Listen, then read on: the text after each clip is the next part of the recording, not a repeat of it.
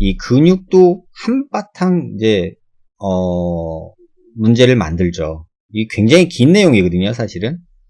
근데 이 근육이 만들어내는 처짐과 뭉침이 사실은 환자들을 제일 많이 괴롭힌다고 저는 생각을 해요. 그래서 입 주변, 얼굴 주변에는 이 수많은 근육들이 있는데, 광대 수술을 하면 주로 자이고마티쿠스 메이저, 마이너 머슬이 이 뼈에서 분리가 일어나요. 그럼 이 근육은 짧아지죠. 이 근육이 짧아지고, 그러면 어떻게 되겠어요?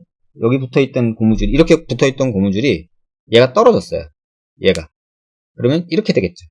그러면 고무줄이 짧아지면서 두꺼워지겠죠. 그게 바로 여기 팔자주름 있는데 여기에요. 딱 여기가 그러면 이렇게 붓고 뭉친단 말이에요. 그러면 환자들이 느껴서 나 광대 수술하고 팔자주름이 깊어졌어, 볼이 쳐졌어, 아큐해야 돼, 리프팅 해야 돼, 막 이제 이런 얘기들 나오기 시작하죠. 하지만 요거는 시간을 두고 조금 지켜보시면 조금 나아지는 부분도 있고, 추후에 얘네들이 리모델링 과정을 겪고 나면 줄어들어요. 그래서 너무 서두르지 마시고 6개월, 1년 동안 조금 붓기 빠지고 운동하면서 조금 지나가야지, 이걸 너무 급한 마음으로 이걸 어떻게 해결해 보겠다고 막 아큐하고 실 넣고 막 침 맞으러 다니고 막 경락하고, 이 기다리는 과정을 좀 너무 무시하지 않고 조금 여유롭게 기다리는 것도 좀 필요하지 않을까 싶어요.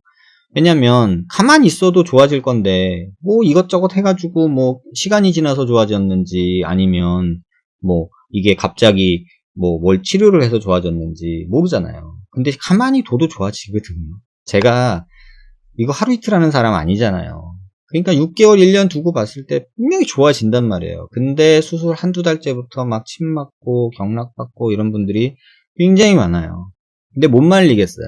하시고 싶은 하시는데 효과는 없을 거예요 라고 말씀드리게 되는데, 기다려서 좋아질 수 있는 거를 굳이 다른 치료로 막 애써서 더 이렇게 괴롭히는 건 아닐까. 골처짐에 대해서 굉장히 많은 얘기를 하고 있는데 사실은 이 근육 얘기가 더 많아요. 앞서 말씀드린 대로 자이고마티쿠스 메이저 마이너 머슬이 광대 수술 후에 이렇게 끊기니까 짧아지니까 여기가 뭉친다. 이게 이 동영상에서의 한 가지 얘기고요. 그 다음에 이제 또 다른 근육에 대해서도 좀 설명을 드리고 있는데, 사각턱 수술하고 나면은 가장 흔히 보이는 이제 많이 과절제 됐을 때 요런 라인이 생겨요. 요 원인에 대해서 이제 설명드리는 건데, 입꼬리 내림근이라고 해가지고 이 근육이 턱 밑에 이렇게 넓게 붙어 있거든요. 근데 턱 수술을 할 때 이 근육은 이 뼈 부위에서 뜯어져요. 그러면 얘도 짧아지겠죠. 그러면 어떤 일이 벌어지냐, 입꼬리가 내려간 듯 보이고 여기가 땡겨 올라가요, 피부가. 그러면 여기가 이렇게 올라가는 느낌이 생기죠. 이 부분이.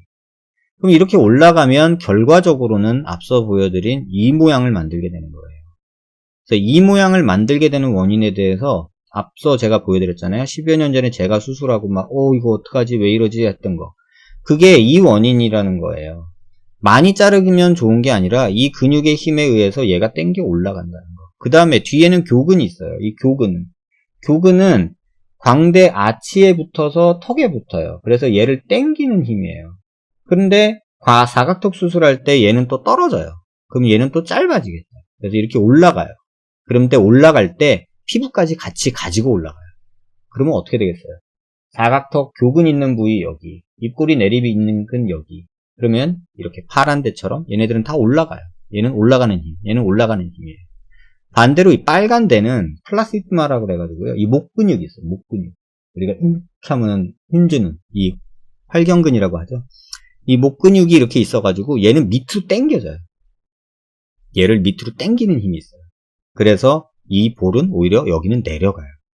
그래서 올라가고 내려가고 올라가는 이러한 S자 쉐입의 라인이 사각턱을 많이 잘랐을 때 이제 발생을 한다는 거예요. 그래서 이 모습에 대해서 좀 자세히 설명드린 영상이니까 요건 한번 좀 살펴보셨으면 좋겠고요. 또 수술하고 나면 여기는 꺼지고 늘어지고 꺼지죠. 이게 대표적인 과절제의 예예요. 사각턱을 무조건 많이 자른다고 절대 작아지지 않는다. 그 다음에 턱 끝을 많이 짧게 자르면 얼굴이 짧아질 것 같은데 실제로 그렇지 않아요. 턱살이 이렇게 있던 애가 이렇게 떨어져요. 그래서 무조건 자른다고 얼굴이 짧아지는 게 아니에요. 턱 끝은. 그래서 턱 끝을 많이 자르면 이렇게 떨어져요. 그 다음에 여기도 보시면 사각턱 뼈고요. 여기에 이게 골막이에요. 이 골막이 이렇게 흐물흐물하게 막처럼 있잖아요. 아까 짜장면 싸는 랩 같다고 그랬잖아요. 근데 얘를 뭐 다시 꼬매주고 어쩌고 뭐 뼈에 붙여주고 이런 작업을 하기보다는 실질적으로는 그냥 제자리에 갖다 주는 노력은 해요. 그 다음에 빨리 컴프레션해서 붙여주는 게 저는 현실적으로 가장 낫다고 보는 입장이고요. 그 다음에 얼굴에 있는 이런 많은 컴파트먼트라고 하죠. 슈퍼피셜 팻이라는 거에 여러 이제 구획이 있고요. 그 다음에 딥 팻도 있어요. 그래서 이런 딥 팻에 이제 페페드의 이런 어떤 수프 뭐 이런 이름들이 어려운 이름들이 있는데 이걸 다 아시려고 할 필요는 없는데 가장 중요한 거는 부칼팻이에요. 왜냐면 이게 흔히 말하는 심부볼이거든요.